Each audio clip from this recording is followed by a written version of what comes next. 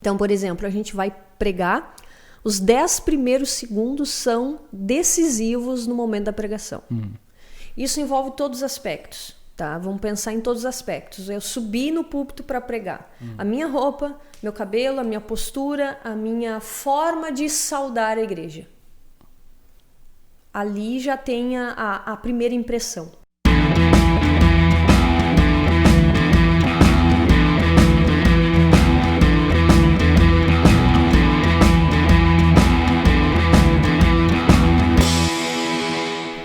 Fala pessoal, tudo bem? Eu sou o Lennon. E eu, Alexandra Trentin. E seja muito bem-vindo ao nosso podcast, onde aqui a gente traz conteúdo para pregadores todas as semanas. E hoje a gente vai falar sobre título, né? Qual é a importância do título para as suas pregações? E a primeira pergunta que eu quero fazer aqui é: qual é o equilíbrio entre um título impactante e um título que não escandalize?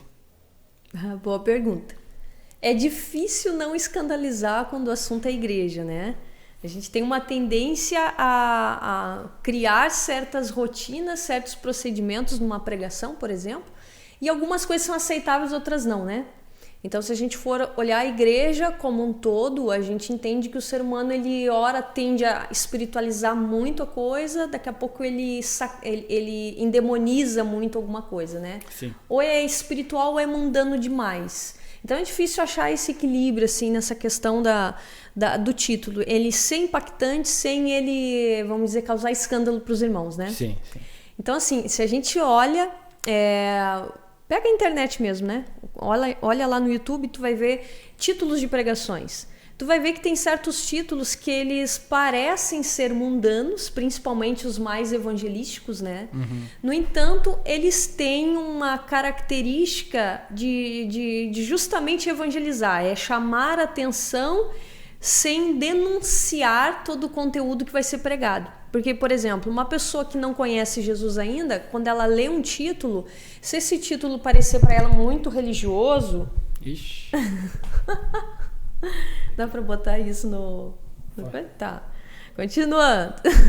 Se o título parece muito religioso, ela vai acabar talvez não ouvindo. Mas se aquele título, por exemplo, for assim, vença o desânimo.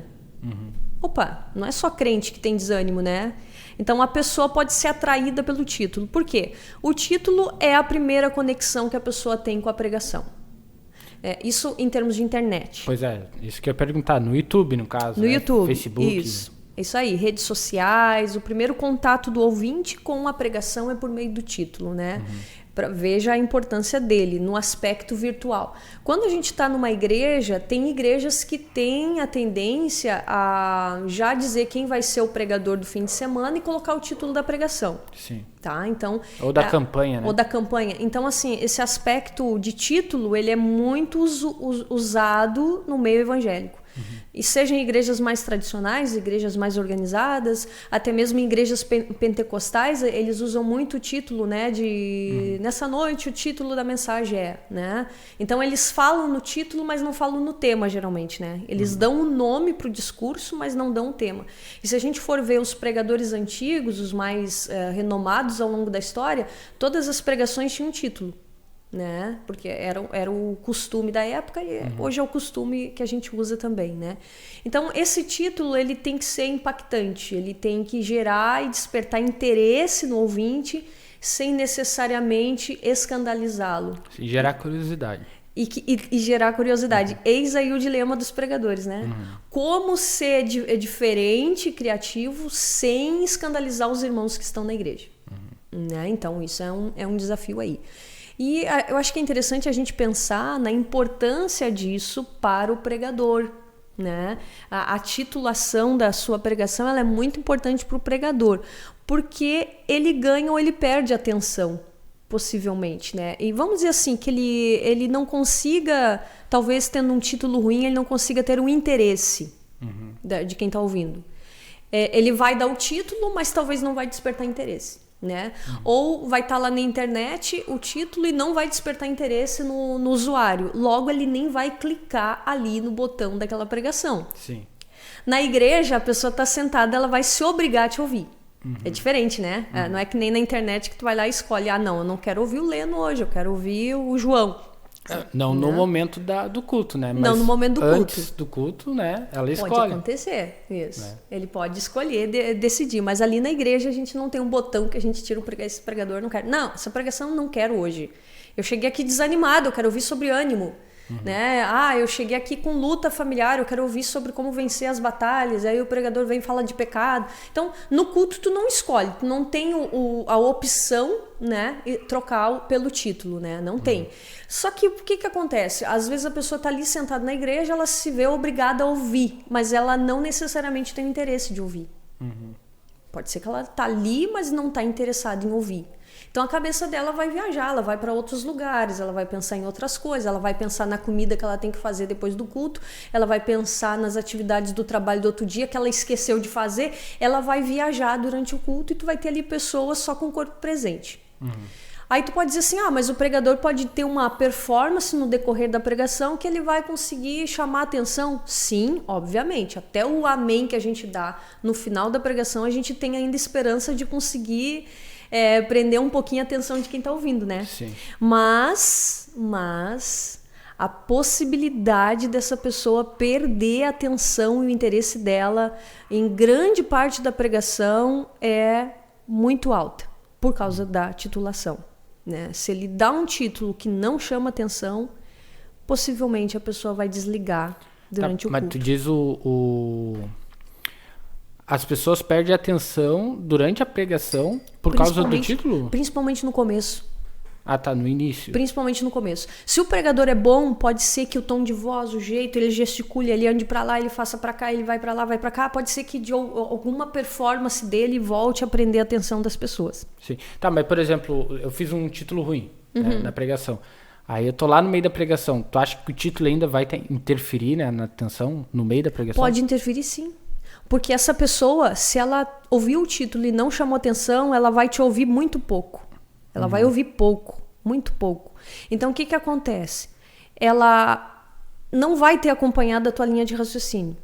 Entendi. Então, Agora isso pode acarretar problemas na compreensão da pregação. É tipo, tu já vai preparado para ouvir aquilo, né? E quando tu já tem a percepção, tipo, já tem uma noção do que vai ser falado, tu o teu raciocínio já tá imaginando a conclusão da pregação, isso? Também. Agora vamos supor assim, eu sou uma pessoa que eu passei o dia inteiro com uma luta familiar. Tá? Eu cheguei na igreja, eu tô atribulada, que nem a gente diz, né? E aí a pessoa vai lá e diz assim, sei lá, como vencer o pecado da imoralidade. É o título da pregação dela. O que isso tem a ver com o problema dela? Talvez lá no decorrer da pregação tenha alguma ligação, mas aparentemente não. Ela chega ali querendo um conforto de Deus, de algum jeito ouvir algo que venha animar ela, dizer para ela não desistir da família, não desistir de ser uma boa pessoa, de cumprir bem o seu papel, etc, etc. Ela está precisando, vamos dizer, ter um ânimo nessa área. Tá? Mas estou criando uma situação hipotética porque tem vários problemas na igreja, cada um tem o seu, né? Mas se ela escuta uma pregação sobre como vencer o pecado da imoralidade, é um título muito bom, muito interessante, entendeu? Mas para aquela pessoa o título pode ser que ele não vai surtir o efeito que ela estava esperando ou necessitando naquela hora. Né? Então, qual que seria, vamos dizer assim, o jeito de falar sobre a imoralidade, né? Sem que eu causasse esse desconforto para aquele que está com outro problema bem diferente. Eu teria que dar um outro nome para essa pregação. Tu entende? Não dizer como vencer o pecado da imoralidade. Eu poderia dizer, de repente, como a imoralidade pode atrapalhar na tua vida, nos teus relacionamentos. Opa! Ela vai se antenar, porque tu toca o termo relacionamento. Embora tu vai trazer um fator que pode estar atrapalhando os relacionamentos da casa. Pode ser que seja... Mas ela não faz essa associação. Ela não faz. Mas se eu tocar uma palavra que seja mais abrangente, que possa atingir a grande massa dos problemas da igreja, pode ser que eu consiga captar maior a atenção das pessoas. Então, eu posso ter a mesma pregação, que é sobre como vencer o pecado da imoralidade, mas com um título que vai chamar a atenção daquelas pessoas que estão ali me ouvindo que têm problemas diversos. Porque daí ela vai começar a refletir. Será que é a imoralidade que está atrapalhando meus negócios? Será que é a imoralidade, alguma coisa que eu estou fazendo que está atrapalhando, vamos dizer assim, o meu relacionamento familiar? Então ela vai começar a ter interesse porque ali pode estar o segredo do problema dela. Sim. Entende? Então o título ele tem que ser quanto mais sutil, mais abrangente, melhor. A não ser que tu esteja diante de um público que tu é chamado para pregar algum tema específico. Aí nós estamos falando de outra história. Sim. Mas se eu estou num culto público, a ideia é falar algo sutil, de forma geral, mas que traga sim, vamos dizer que eu queira trabalhar esse assunto, eu vou trabalhar esse assunto, mas o meu título tem que já começar a atingir um maior número de ouvintes. Por isso as sutilezas. Existem algumas técnicas para você colocar num título, né? Algumas coisas que tu precisa ter para que ele funcione, né? Então isso tudo é técnica, né? É tudo treino, né? Aqui a gente já está falando de um título, vamos dizer assim, mais inteligente, né? Um título que gere mais impacto, alcance o maior número de pessoas, enfim. Mas assim, o próprio fator de ter um título na pregação, o que tu acha assim que facilitaria para o pregador, para aquele que usa e aquele que não usa? Qual que seria a diferença deles? Para ressaltar um pouco mais a importância do título. Beleza.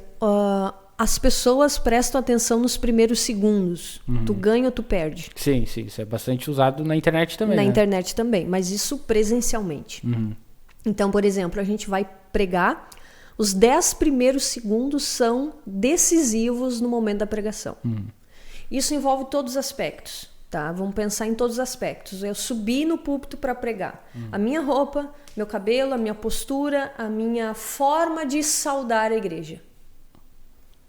Ali já tem a primeira impressão, tá? Vamos dizer assim, a primeira impressão da performance do pregador. A gente chama, na retórica de Aristóteles, de ethos. Que isso a gente vai ter outros podcasts para explorar. Então esse ethos do pregador, que é a performance dele, é a roupa, é a postura, é a linguagem, é o tom de voz, tudo isso vai já falar por ele mesmo sem ele ter se comunicado ainda e ter dito a paz do Senhor, graça e paz, feliz sábado. Antes dele dizer qualquer coisa, isso já vai falar. Mas vamos contabilizar a partir do momento que ele começa a pregar. Os 10 primeiros segundos do sermão, eles são decisivos para prender ou não a atenção das pessoas. É que nem na internet, né? Os 10 primeiros segundos do vídeo, eles são decisivos também, né? É mais decisivo ainda do que a pregação. Ainda, porque na pregação ainda tu tem o recurso de tu conseguir melhorar no meio da pregação. Já na internet não, né? Se a pessoa desligar, desligou. Não tem o que fazer. Na igreja ela fica sentada. Então, eu acho que na pregação seria mais certo falar que aumenta as chances, e muito, né? De reter a atenção da pessoa. Isso aí, bem colocado. Na internet, não gostei, caiu fora. Trocou. Na igreja eu tô sentado aqui, eu vou ter que esperar. Mas, é que nem eu te falei, tem aquele efeito. Se não me despertar interesse, eu vou pensar em outra coisa, eu vou desligar daquele momento. Sim, tu não tá competindo com outro vídeo, mas tu tá competindo com outra coisa. Com os teus pensamentos, com as tuas preocupações, com aquele problema que tu chegou na igreja. Tá? Porque querendo ou não, o ouvinte ele traz a experiência dele para a hora do culto. Isso a gente já falou, acho que lá no primeiro podcast. Ele traz a experiência dele, a vivência dele para o culto. Então isso a gente tem essa batalha na hora de pregar. Tu tem as experiências da pessoa que talvez ela teve no decorrer do dia, da semana, do ano, talvez ela está numa aprovação, ou talvez está tudo bem na vida dela.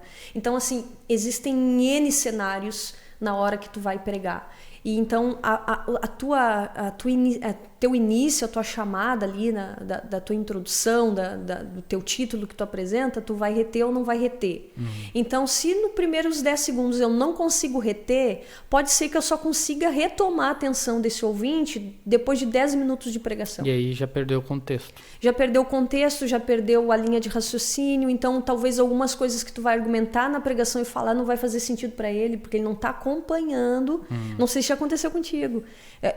Se eu tô ouvindo uma pregação e ela não me desperta interesse, por vezes eu saio da igreja com pensamento. Sim. Tu sabe, sai dali. Nas últimas pregações eu usei uma forma de chamar bastante a atenção das pessoas. Né? Geralmente contando algum exemplo ou fazendo alguma coisa reflexiva.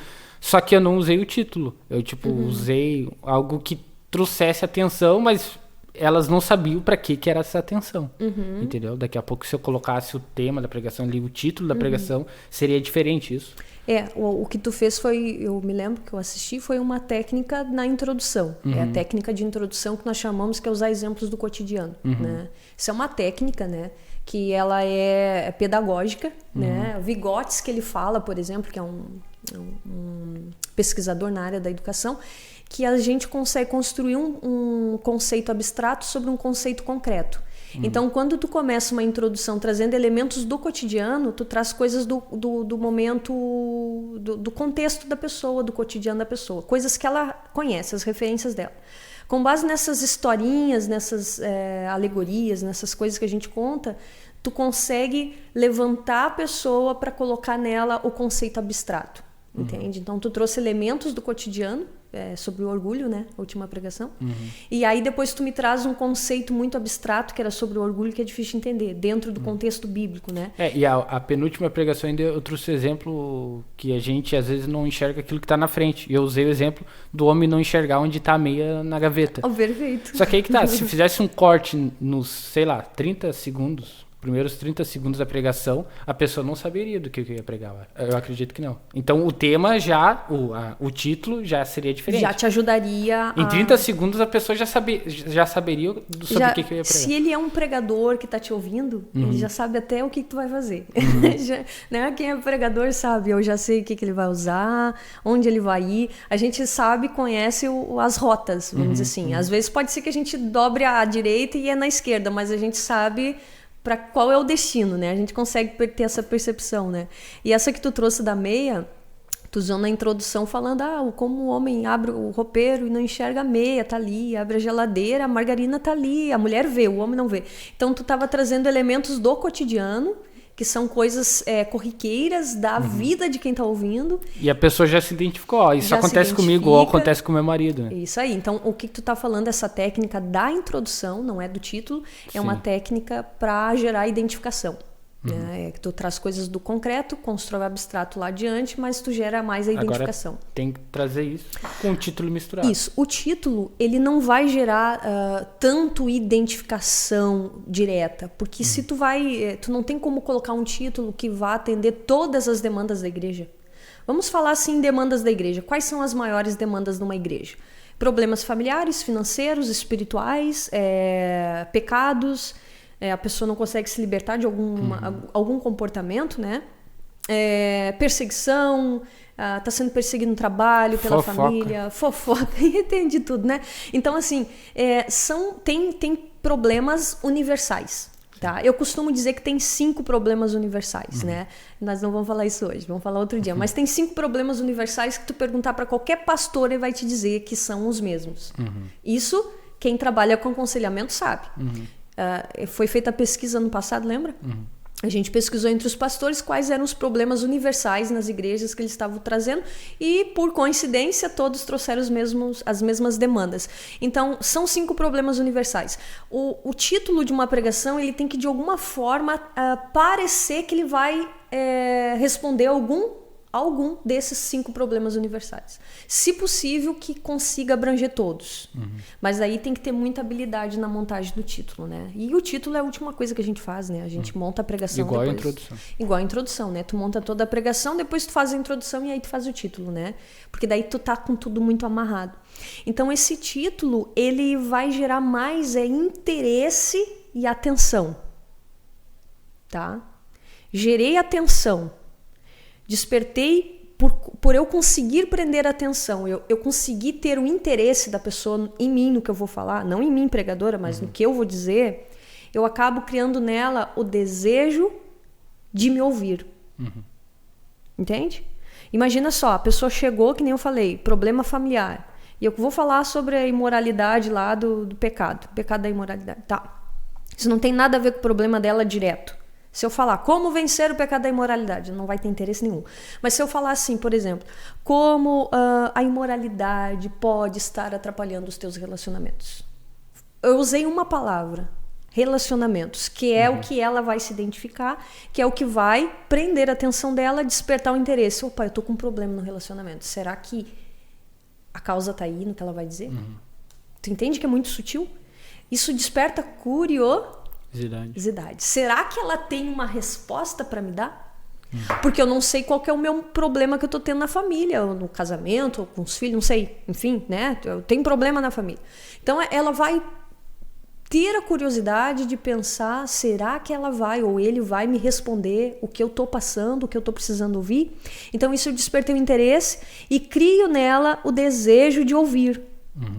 E isso facilita para a última ação que um título cria, que é a última fase de um título, vamos dizer, impactante, que é levar a pessoa a uma ação.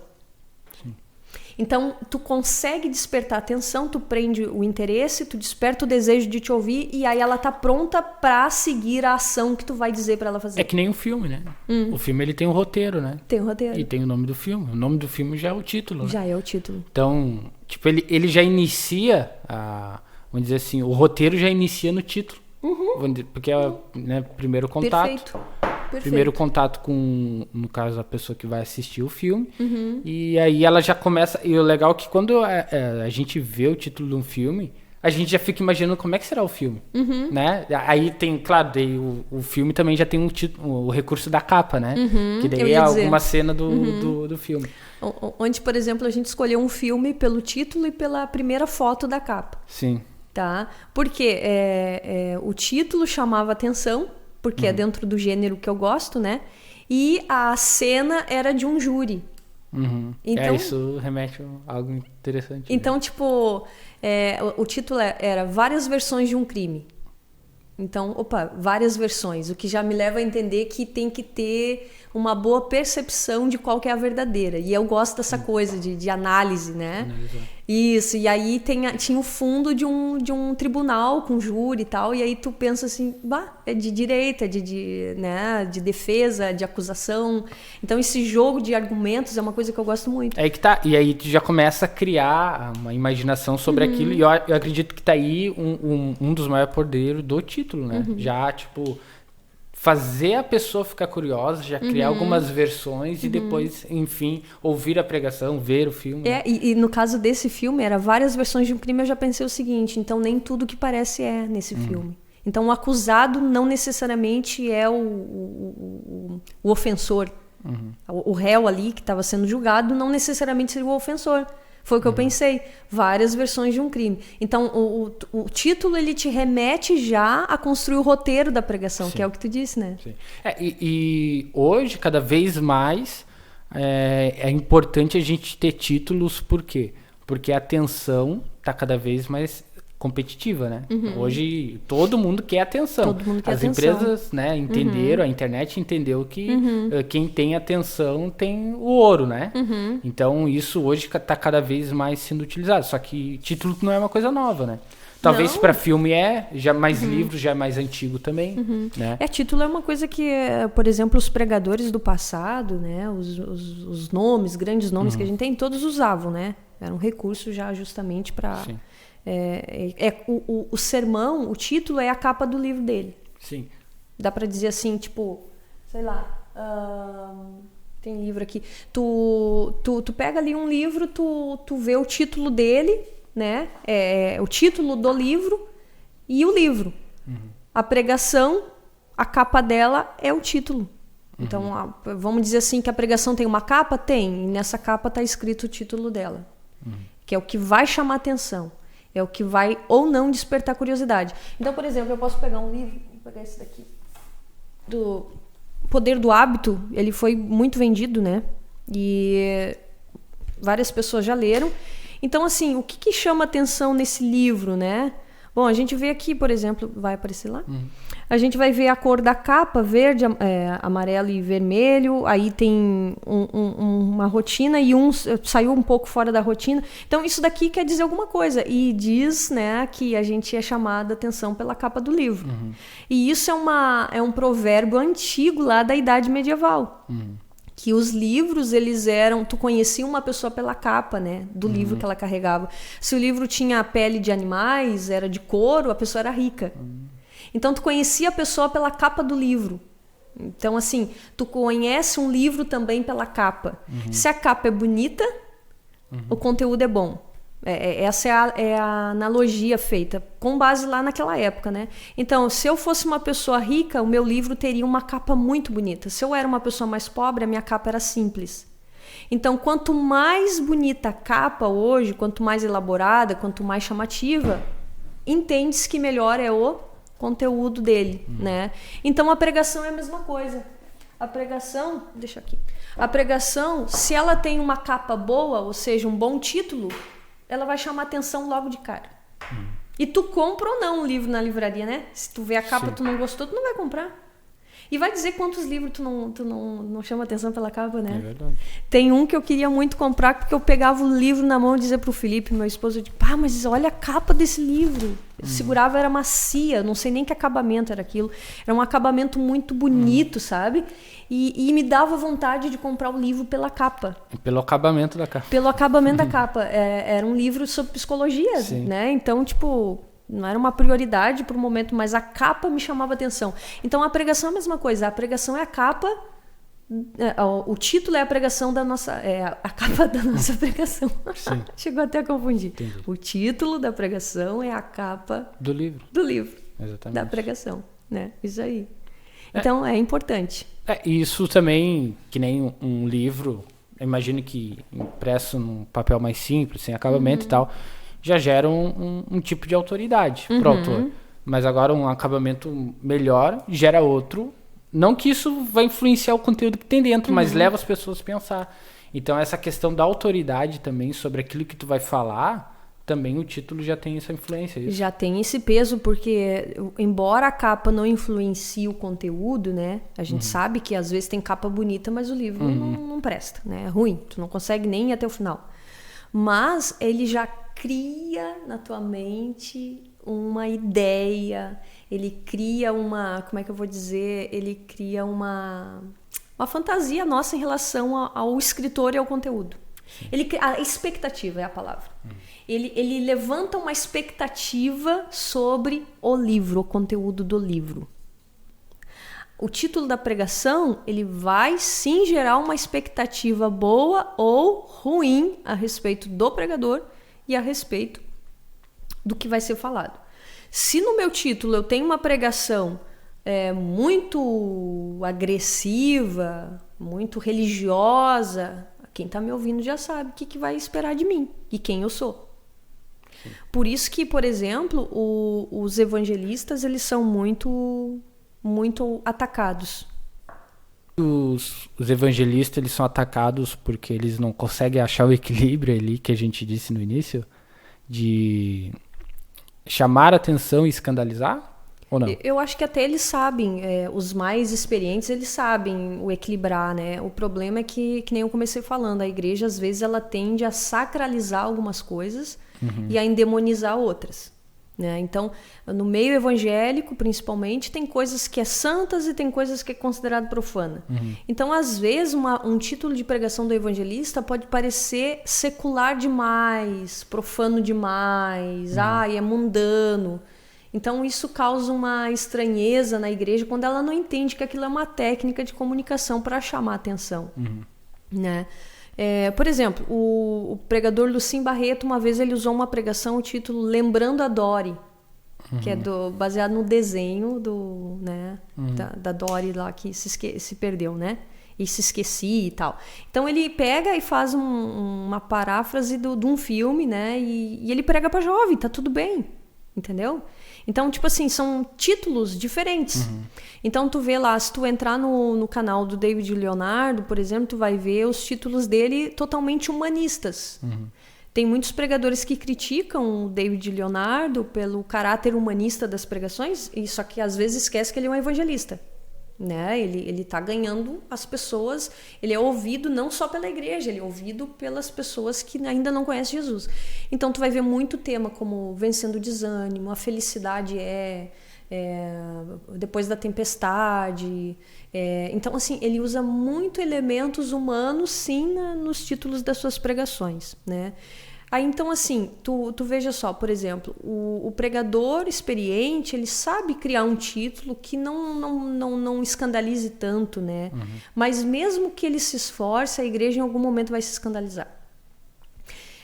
Porque essa tendência de sacralizar. E o que eu digo sacralizar? Isso é histórico.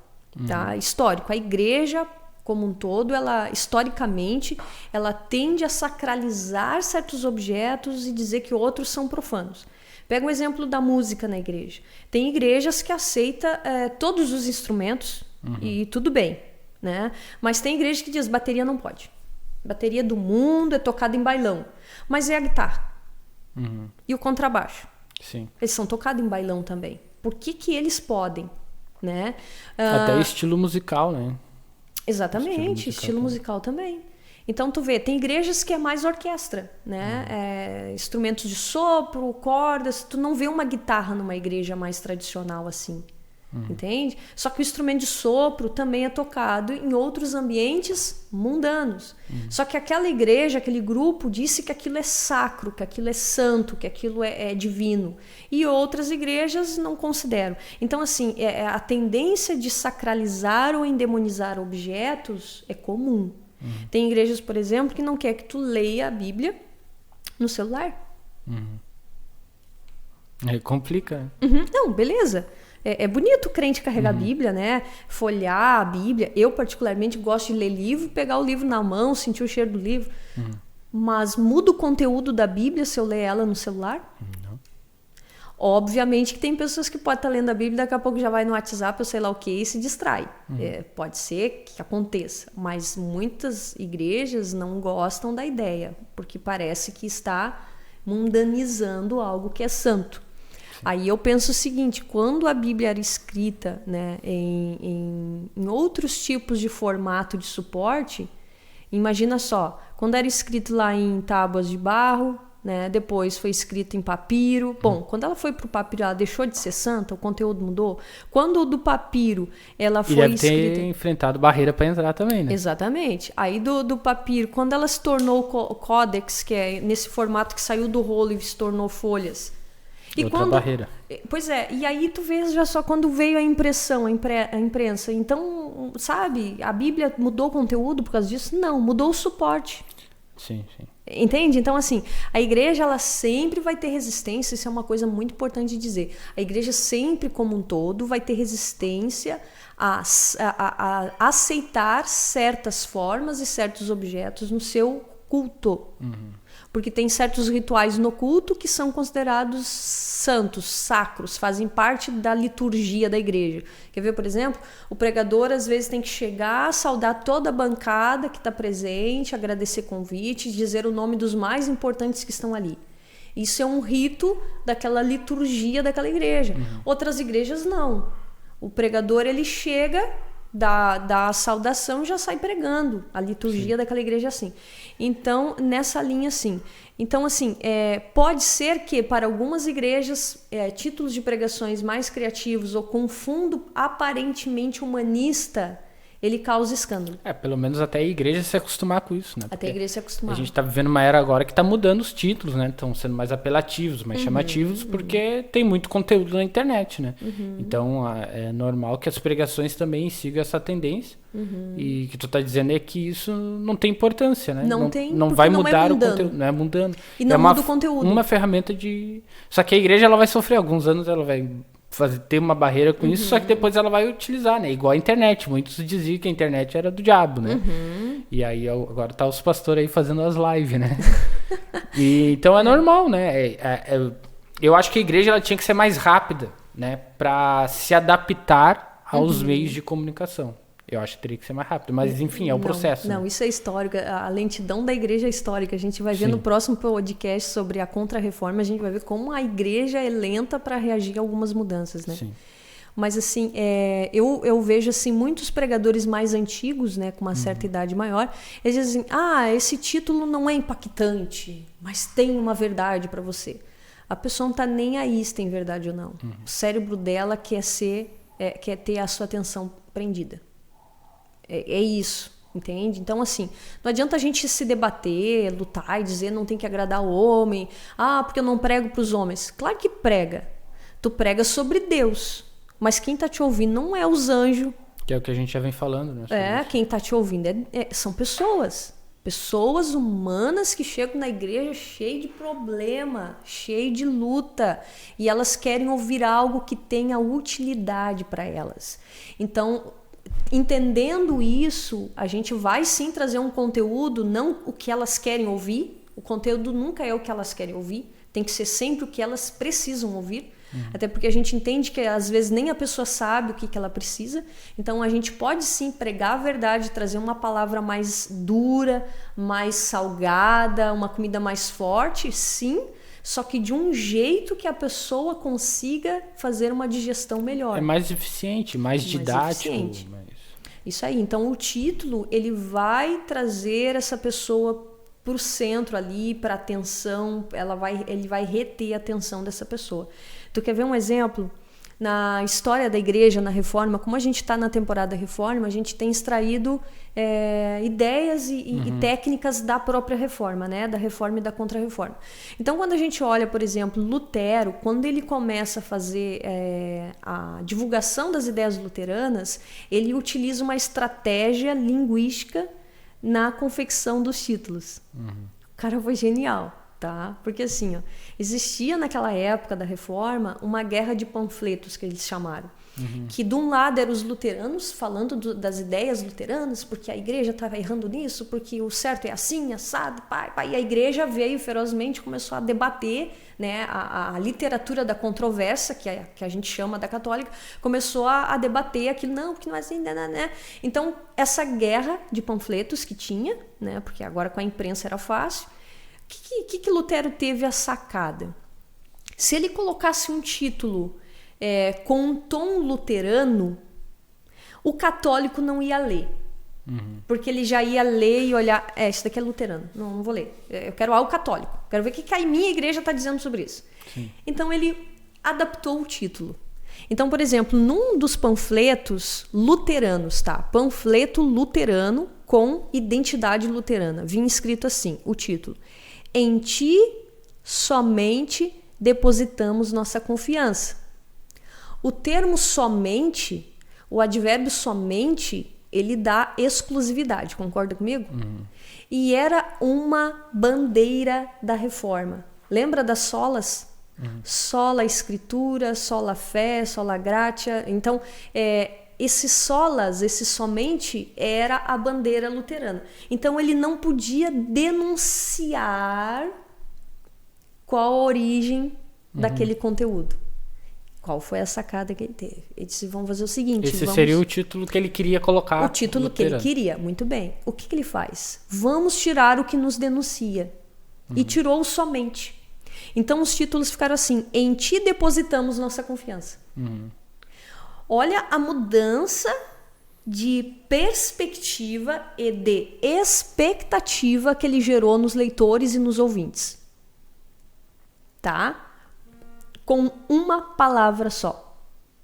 Retirando uma palavra. E se ele, por tradição, dissesse não, porque nós temos que ser crente, mostrar que a gente é crente, não precisamos ter vergonha de dizer que é crente, todo aquele discurso que a gente conhece, né? A gente não pode ter vergonha do evangelho, tem que mostrar que é igreja.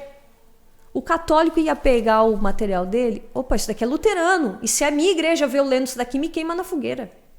Entendeu? Porque tinha Inquisição, sim, né? Então, assim, ele tira uma palavra e ele muda a perspectiva do ouvinte, do leitor, através dessa técnica de criação de títulos. Tá? Eu não preciso dizer que nisso eles ganharam bastante território. Sim. A visão dele sempre foi diferenciada, né? De ter empatia, de saber qual é o público que quer atingir, né?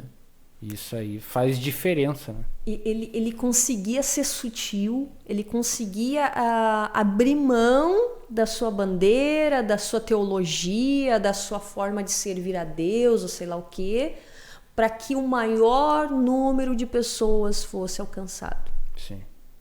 Entende a intenção dele? Porque assim, ele podia ter dito, eu que organizei essas solas, esse somente Cristo, somente a fé, somente a graça, somente a escritura, somente glória a Deus. Ele abriu mão da construção que ele tinha feito. Olha que interessante, ele abre mão de uma ideologia que ele organizou, uma forma de ver a fé que ele ali, junto com os reformadores, organizaram. Ele abre mão disso para que um número maior de pessoas fosse atingido. É que tá, é uma pessoa que sabe o contexto que ela tá, né? Ela sabe quem são os ouvintes que ele quer atingir, né? E hoje a gente não pode descartar que, infelizmente, algumas igrejas mancham o nome da igreja evangélica, né? E então, quando a gente entende isso, a gente sabe que a gente tem que ser mais sutil na hora de apresentar, por exemplo, uma pregação para algumas pessoas. Não estou generalizando todas as pessoas, mas algumas pessoas vê alguns escândalos nas igrejas, né, que acontece, infelizmente, e por isso bloqueia esse tipo de material, né? E eu tô dizendo isso porque nos dias de hoje seria isso que Lutero faria, né? Exatamente, ele observaria o contexto e com base no contexto ele iria agir. Sim. Sempre visando um número maior de ouvintes e de leitores. E abrindo mão vamos dizer assim, não pode dizer cultura, né? Abrindo mão da cultura, né? Do orgulho de, né? Enfim, ter o título. Ele abria mão, assim, ó, de um jeito que, olha, eu vejo, tem muito pregador que não consegue abrir mão do currículo que tem, da carreira que tem, do histórico que tem, porque tem muitos pregadores que já viu que precisa melhorar nesse aspecto, mas não consegue se desprender do costume que eles têm. Né? Ou porque talvez a reputação dele não vai ficar legal perante a igreja. Mas tá muito apelativo os teus sermões, né, irmão? Tuas pregações, né, irmão? Tá muito humana, né? Tá muito antropocêntrica. Abre mão, gente. Tem que abrir mão do orgulho, abrir mão. Por quê? Lutero era quem ele foi e ele abriu mão da teologia que ele criou. Imagina, ele se permitiu sumir e desaparecer daqueles panfletos. Ele tira a identidade reformada da igreja reformada do título. Olha só o que nós estamos falando aqui. O cara gasta para fazer os panfletos, escreve e tal, e ele tira a identidade dele do título. Sim. Ele abre mão da identidade dele, da teologia dele, do exibicionismo dele e até mesmo daquilo que ele achava que era certo. Porque a ideia era a seguinte: se parecer muito arrojado, muito diferente, essas pessoas vão ver que é reformado e não vão ler. Então ele queria atingir os católicos. E o que ele faz? Eu vou parecer tradicional. Eu vou parecer o mesmo que eles. Mas quando eles estiverem lendo, ou quando eles estiverem ouvindo, eles vão se deparar com a sã doutrina. Então o pregador, se ele coloca um título que parece ser mais arrojado, ou mais impactante, ou até mesmo com um certo aspecto humanista, isso não faz mal. Desde que no decorrer da pregação, o conteúdo dê conta. O conteúdo apresente uma doutrina teológica bíblica verdadeira e saudável. Sim. Então o título não anula e não estraga o conteúdo. Pelo contrário. Aquele exemplo da água, né? O título é o rótulo da água, né? O conteúdo é sempre o mesmo. A água, né? É sempre Deus. Isso é imutável, nunca muda. Só que o rótulo vai mudar, né? A apresentação vai mudar e a gente precisa, vamos dizer assim, se adequar ao novo público, né? Porque até mesmo existe um público muito novo, por exemplo, adolescentes que já pensa de outra forma, né? Que a igreja muitas vezes não chega nem perto, né? Dependendo não se for mais tradicional, né? Até eu acho que até citei o exemplo aqui que uma vez a gente foi num velório de uma mulher que era conhecida nossa da igreja, e eu lembro que no velório a gente viu, eu vi as pessoas assim com as roupas mais tradicionais assim de igreja, e toda a geração abaixo, né, tipo no caso os tios ali e pais, a roupa mais tradicional, e os netos todos já fora da igreja, né? A gente tinha ali, porque a igreja não conseguia atingir aquelas pessoas. Não atingir aquele público. Por quê? Porque é um público novo. Nasceu em outra época, nasceu em outra era. A linguagem deles é diferente, né? Não estou dizendo que a igreja tem que adaptar os valores, mas tem que adaptar a forma que fala com essas pessoas. Se comunica. Exatamente. É isso aí. E o Lutero, ele fez isso. Ele sabia que ele podia chocar aquele público católico. Sim. Então ele parece ser tradicional, mas ele não era tradicional. Só que pro meio que ele estava, pro meio dos reformadores, foi uma baita renúncia. Sim. Seria o mesmo que um pregador hoje crie um título impactante e talvez até seja criticado pelos seus por parecer humano demais o título, e ele abre mão disso para chamar atenção e assim fazer com que as pessoas tenham interesse e tenham desejo de ouvir o que ele está pregando. E aí, durante a pregação, ele agarra essas pessoas. Sim. E aí elas caem na rede. É uma ferramenta, exatamente. Qualquer ferramenta é válida. Isso aí. Então, esse foi o podcast de hoje. Espero que você tenha gostado, que de alguma forma a gente tenha contribuído para você, né, melhorar suas pregações. E se você gostou, né, curte esse vídeo, né, compartilhe também com alguém que tem interesse em virar pregador, para que esse trabalho a gente possa chegar a mais pessoas. Amém? Amém.